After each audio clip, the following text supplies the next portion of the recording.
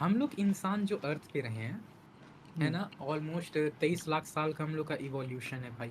हम्म। Apps से लेके अभी होमो सेपियंस सेपियंस में हम लोग, जनरली लोगों को लगता है कि हम लोग अभी करेंटली होमो सेपियन है, बट नहीं, मुझे हम लोग हम्म। होमो सेपियंस सेपियंस हैं। हम्म।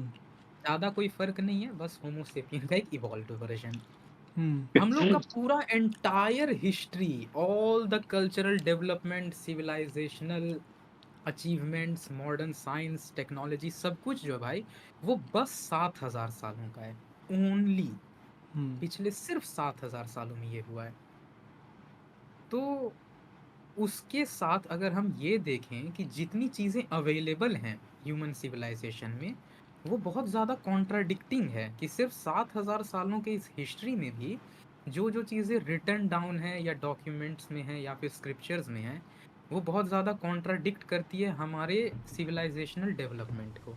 जैसे सबको ये सब तो देखते ही हो कि भाई डेली बेसिस में कि इजिप्ट के किसी पिरामिड के हीरोग्लिफ में एक हेलीकॉप्टर बना हुआ है, ठीक हम्म। है, कहीं पे कुछ बना हुआ है, तो क्वेश्चन आता है ये लोग कौन है। अब ऑफ कोर्स मैं यहाँ हिस्ट्री टीवी 18 नहीं बना दूंगा, हम्म। लेकिन इसका एक इंटरेस्टिंग पहलू है भाई जो मैं बताना चाहूंगा कि कहाँ से ये चीजें उभर के आती हैं, कि एक बहुत ही शॉकिंग सा ऐसा कुछ आपको मिल जाएगा जो कि नहीं होना चाहिए। उसका एक सबसे बेस्ट एग्जांपल जो मैं शुरू करना चाहूंगा भाई, वो है पीरी राइस के मैप्स से। हम्म। ठीक है, पीरी राइस जो है भाई, कहा जाता है कि एक ओटोमन जनरल था। ठीक है, ऑलमोस्ट 1512 के टाइम का ये बात है भाई। हम्म। ऑफ कोर्स जो अपना सेंट्रल एशियन रीजन है वहाँ से उस बंदे के कुछ मैप्स थे, ठीक है, जो कि बहुत बाद में ऑलमोस्ट 1800s तक आते आते वो एक पैलेस में मिले थे जो कि था टोपकोपी पैलेस। हम्म। ठीक है, वो मैप्स क्यों इंटरेस्टिंग है वो मैं अब एक्चुअली बताता हूँ। उन मैप्स में भाई आपके यूरोप के, मतलब वेस्टर्न यूरोप के कुछ पोर्ट्स का नक्शा है, अटलांटिक क्रॉस करके आपके नॉर्थ अमेरिका और साउथ अमेरिका के कुछ रीजन्स का नक्शा है, सी रूट्स हैं। हद तब पार हो जाता है कि उसमें अंटार्कटिक का भी नक्शा है, नॉर्दर्न रीजन ऑफ अंटार्कटिक। 1512 का बात है ना ये? 1512 का हम्म। बात है। हम्म। अब यहाँ से चीजें और मिस्टीरियस होना चालू होंगी भाई। जब इस चीज को चेक करवाया गया, जब ये पाया गया था, ठीक है, वहां से मैं बताता हूँ। ये इन मैप्स को सबसे पहले भाई एक अमेरिकन कार्टोग्राफर आर्लिंगटन एच मैलेरी के पास ले जाया गया एग्जामिन करने के लिए। हम्म। ठीक है, मैलेरी का ये कहना था कि जितने भी ज्योग्राफिकल डेटा जो हैं वो इस मैप में प्रेजेंट हैं, बस जो प्लेसेस हैं वो थोड़े से ऑफ, मतलब एग्जैक्ट लोकेशन से थोड़े से हटे हुए हैं। देखना भाई, डेटा एकदम सही है, बस हम्म। मैप के ऊपर जो आप डॉट बना रहे हैं ना कि हाँ भाई ये जगह यहाँ होना चाहिए, वो थोड़ा सा हटा हुआ था। उसके बाद जो ये अपने मैलेरी थे वो हेल्प लेने गए मिस्टर वॉल्टर्स, जो कि कार्टोग्राफर है यूएस नेवी हाइड्रोग्राफिक ब्यूरो में थे। हम्म। दोनों ने मिलके जब चीजों को वापस से सेट किया, यानी डेटा के साथ साथ लोकेशन को वापस एकदम ये बनाए कि भाई स्केलिंग सही से करते हैं यहाँ पे, तो वहां पे जो कोस्ट है नॉर्थ और साउथ अमेरिका के वो मिल गए। इवन सारे कॉन्टूर्स जो टोपोग्राफी होते हैं रीजन्स के, कि यहाँ पहाड़ है, यहाँ प्लेटू है, यहाँ प्लेन है, हम्म। और उसके साथ साथ वहां पे अंटार्कटिक का भी हमें मिल गया विथ इट्स टोपोग्राफी। हम्म। ठीक है, 1957 में जो ये मैप्स था वो हैंड ओवर कर दिया गया फादर लाइनहैम को, जो कि डायरेक्टर ऑफ वेस्टर्न ऑब्जर्वेटरी थे और एक कार्टोग्राफर भी थे यूएस नेवी में। हम्म। फादर लाइनहैम जो है वो बहुत ज़्यादा इस चीज़ पे रिसर्च किए, ठीक है, और उन्होंने भी कंफर्म किया कि ये मैप्स कुछ ज़्यादा ही एक्यूरेट हैं। हम्म। इनफैक्ट चीज़ें तब और अजीब हो गई हम्म। जब इसमें अंटार्कटिक के हर एक पहाड़ और हर एक प्लेन्स का मेंशनिंग था, वो भी वो पहाड़ जो पिछले 2.5 करोड़ सालों से बर्फ के अंदर जमे हुए हैं।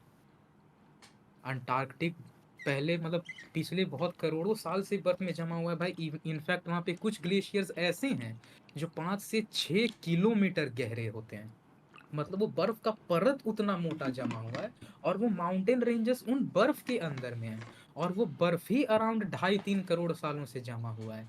तो हम्म। ये पीरी राइस के मैप में जो माउंटेन रेंजेस का मेंशनिंग है, इनफैक्ट उन माउंटेन रेंजेस को 1957 के बाद इनफैक्ट इंसान पता लगा पाए हैं।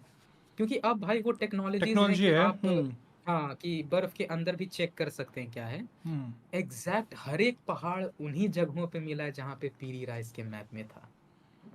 तो अब ये सवाल आता है कि क्या जिस टाइम के अराउंड ये मैप बनाया हुआ, चलिए हम ये भी अज्यूम कर लेते हैं कि वो मैप पीरी राइस ने नहीं बनाया था, उसको भी वो कहीं से मिला है।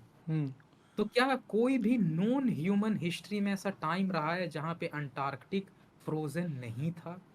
बट ऐसा तो हो नहीं सकता, क्योंकि जो सिर्फ 3 से 4 किलोमीटर तक का भी बर्फ के लेयर में पहुंचो तो वो 25 से 30 मिलियन ईयर्स ओल्ड होता है भाई वो बर्फ।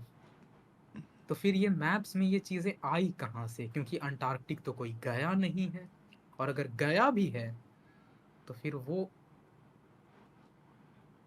है, मैं आ रहा हूँ भाई। हाँ, आ रहा है, आ रहा है। हाँ, तो फिर ये चीजें आई कहाँ से? तो क्या ये हो सकता है कि क्या अर्थ पे कोई तब आया हो जब एक्चुअली में अंटार्कटिक जमा नहीं था? क्या लगता है गाइस? इसका तो फिर यही सीधा, क्योंकि देखो जिस एरा में इस मैप की बात हो रही है 1512 में, भाई उस समय तक तो मेरे को लगता है अंटार्कटिक शायद डिस्कवर्ड भी नहीं होगा। हाँ, क्योंकि ये कॉन्टिनेंट सब तो पूरा प्रॉपरली बहुत लेट इधर आके डिस्कवरी हुआ है, मतलब 1700 1600 के आसपास में। तो 1512 की अगर बात हो रही है तो मेरे को लगता नहीं है उस टाइम तक अंटार्कटिका डिस्कवर्ड भी था।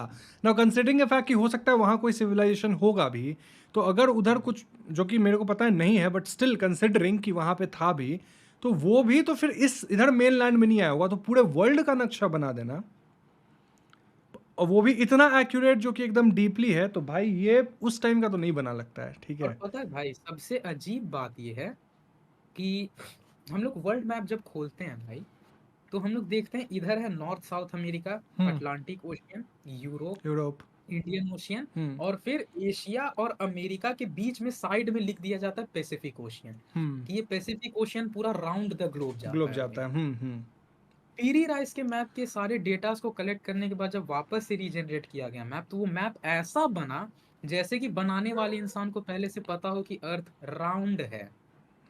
और ऐसा मैप तभी पॉसिबल है जब आप अर्थ को ऊपर से देखने का डेटा आपके पास हो। यहाँ पर तो दो ही पॉसिबिलिटी बनता है, ऊपर या से तो कोई देख टाइम के बना है। ट्रेवलर, या तो नहीं नहीं, एलियन सेकंड में है, पहला एलियन टाइम पहला ट्रेवलर। Time traveller. अभी कल ही पहले लोकी देखे हैं भाई, ऐसे थोड़ी जाने देंगे उसको। इसीलिए और ये भी है ना मैं भाई नहीं कि जानना चाहूंगा, सोहेल बहुत चुप है ब्रो। बताओ मैं सोहेल। हैरान हुई है सुन के। नहीं वैसे यार, इस पे ना बहुत सारी बन सकती है। पहली चीज तो ऑफ कोर्स टाइम ट्रैवलर की है, कि कोई फ्यूचर से आपके पास या तो कोई इंसान है जो कि बहुत हाईली अनलाइकली है, क्योंकि पास्ट में जाना बहुत मुश्किल है, बहुत सारे पैराडॉक्सेस आ जाते हैं। पर क्या हो अगर वो जो इंफॉर्मेशन है इंफॉर्मेशन पास्ट में गई हो, ठीक है। इंफॉर्मेशन पास्ट में कैसे जा सकती है? फॉर एग्जाम्पल हमने ये सुना होगा कि आप किसी स्टार को अगर देखते हो जो 400 लाइट ईयर्स दूर है, तो इसका मतलब 400 साल पहले की आपको इमेज दिख रही है, क्योंकि लाइट को ट्रैवल करने में उतना टाइम लगा है, राइट?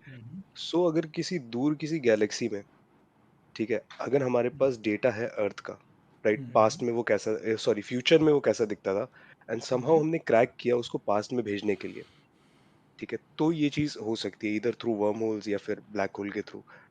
पर किसी एक सिर्फ एक इंसान के पास, जैसा हम इंसान को अभी डिपिक, पहले एक तो ये भी है कि हम ये मानते हैं कि इंसान के पास कोई टेक्नोलॉजी नहीं थी, ठीक है, अगर हम ये भी मान के चलते हैं तब तो बहुत मुश्किल है किसी एक केवमैन के लिए ये डिस्कवर करना, या फिर बिना किसी इलेक्ट्रॉनिक डिवाइस के आप ये डिस्कवर कर लो कि एग्जैक्टली कोऑर्डिनेट्स की कहाँ पे कौन से पहाड़ और कितनी डेप्थ पे, तो वो तो बहुत ही अनलाइकली है। मेरे को तो अभी नहीं होगा पूरा डिवाइस के साथ। और पता है भाई ये पॉसिबल भी नहीं है। अगर कोई एज ऑफ एक्सप्लोरेशन का बात करें, कि जब वो रेनेसांस के टाइम था, age of exploration, sea routes और वॉयजेस निकल रहे थे भाई, खोजे जा रहे थे, तो क्या हो सकता है कि कोई आदमी भटकते हुए पहुंच चुका हो अंटार्कटिक में? एक्चुअली वो भी पॉसिबल नहीं है, क्योंकि जो साउदर्न हेमिस्फीयर है भाई, उसमें 40 डिग्री लैटिट्यूड के नीचे कोई जाना नहीं चाहता था। अब उसका रीजन ये है कि जो भी मतलब ये क्या बोलते हैं, थोड़ा बहुत भी ओशियानोग्राफी है ये सब पढ़ते हो, जैसे बिट्टू भाई यहाँ पे बता देंगे, तो फ्यूरियस 40s का नाम सुने बिट्टू भाई? यानी 40 डिग्री लैटिट्यूड के नीचे साउदर्न हेमिस्फीयर में पानी इतना ज्यादा केओटिक होता है कि आप वहां पे जनरली नहीं जाना चाहोगे। तो ये टर्म वहीं से मतलब बनाया गया था कि फ्यूरियस 40s, वो अर्थ का ऐसा रीजन है कि आप 40 डिग्री के नीचे आप जाओगे ही नहीं। अंटार्कटिक का है भाई 66.5 डिग्री लैटिट्यूड से चालू होता है, हम्म, यानी अंटार्कटिक उस टाइम पे तो खोजा जा ही नहीं सकता था, क्योंकि उस टाइम के जितने भी जहाज थे वो बने ही थे लकड़ियों से, वो चलते थे विंड के डायरेक्शन के ही हम्म, पावर पे। तो आप अंटार्कटिक में तो जा नहीं सकते एज ऑफ एक्सप्लोरेशन में। तो एक तो अंटार्कटिक का मैप भी बन रहा है और वो भी बिना फ्रोजन, बिना फ्रोजन। उसमें एक्चुअली कोई बर्फ नहीं है भाई उस मैप में। पर भाई इस पे जो सुहेल ने बोला ना कि हाँ, पास्ट में जाकर ऐसा कुछ कर सकते, मतलब हो सकता है, या इन्फॉर्मेशन फिर भेजा। कोई बीइंग हो जो कि अर्थ के बाहर से ऐसा कुछ किया हो, तो फिर यहाँ भाई पे फिर एलियन एक्सिस्टेंस से बात आ रही ना भाई। एली देखो, नहीं अर्थ के बाहर से भी करेगा तो कब, फ्यूचर में या पास्ट में? पास्ट से अगर देख रहा है भाई तो फिर उसे करोड़ों साल पहले जाना पड़ेगा, हाँ, बिल्कुल क्योंकि बिल्कुल। य- अंटार्कटिक बहुत यहाँ टाइम से जुड़ा हुआ है भाई। हाँ, यहाँ पर टाइम ट्रैवलर वाला या फिर फ्यूचर से ये भेजने वाला थ्योरी ज्यादा सही बैठता है, इसलिए क्योंकि जो फ्यूचर में है वो लोग हम लोग का सिविलाइजेशन का जो इवोल्यूशन है उसका ग्रोथ को थोड़ा स्पीड अप करने के लिए इंफॉर्मेशन पास्ट में कन्वे करेगा, है ना। क्योंकि अभी तो हम लोग के पास बस थ्योरी है कि अगर पास्ट में कुछ थोड़ा सा भी ज्यादा चेंजेस हुआ एयर मूव्स तो पूरा कैटास्ट्रफी आ जाता है, तो उतना ज्यादा वो लोग ये नहीं करेगा। बट एक यही एक रीजनिंग लगता है और ये चीज अभी बर्फ नहीं है, और अभी आपने ये भी कहा कि उस उतना लेयर का बर्फ 6 किलोमीटर का बर्फ या 4 किलोमीटर का बर्फ जमने में भी करोड़ों साल का ये है, ठीक है। शुरू में वो वैसे ही था, तो ये चीज तो पॉसिबल है कि फ्यूचर में ग्लोबल वार्मिंग की वजह से सारा बर्फ पिघल के एक लैंड मास आ जाए सामने, ठीक है। ये बट खुद एक ये नहीं। कॉन्स्पिरेसी थ्योरी है कि ग्लोबल वार्मिंग और climate change is a myth. Myth. हाँ, इस पे भी बात करेंगे। खुद में कॉन्स्पिरेसी थ्योरी है भाई। अरे भाई, मेरे को हाँ एक और। मतलब, हाँ, बोलो हम्म, बोलो। हाँ जी। नहीं, मेरा वही कहना था कि फ्यूचर से ही ये चीज पॉसिबल है, पास्ट वाला नहीं, क्योंकि पास्ट वाला कितना साल पहले आया होगा, वो बना के ऐसे छोड़ के चल गया होगा, मिल गया, ऐसे थोड़ी होने वाला है। ये थोड़ा मतलब ये मेरा पर्सपेक्टिव इस चीज पे है, बाकी अब आप कंटिन्यू। और दूसरा चीज पास्ट का वो हो भी नहीं सकता अगर एक फैक्ट देखें, क्योंकि पास्ट में भाई वो पैंगाया लैंड मास जो ओरिजिनल सुपर कॉन्टिनेंट था भाई, और पैंथालासा एक सुपर ओशियन था अर्थ में। हम्म। फिर वो टूटा था भाई, गोंडवाना लैंड, हाँ, अंगारा ड्रिफ्ट हुआ लैंड, पूरा। और सारे। हाँ, हाँ। तो उस हिसाब से देखें ना तो करोड़ों साल अगर पहले आएंगे भी तो शायद से ये जो मॉडर्न टाइप से जो कॉन्टिनेंट्स का भी फॉर्मेशन है वो ना ही मिले। वो तो ये भी नहीं एक मिलेगा। हाँ। हम्म। तो यहाँ दो ही चीज बचती है ब्रो, या तो हमारा सिविलाइजेशन उतना भी पिछड़ा नहीं रहा है इंसानी जितना हम लोग मानते हम्म। आए हैं, ठीक है, या तो यहाँ पे कुछ टाइम ट्रैवल का चल रहा है। क्या लगता है?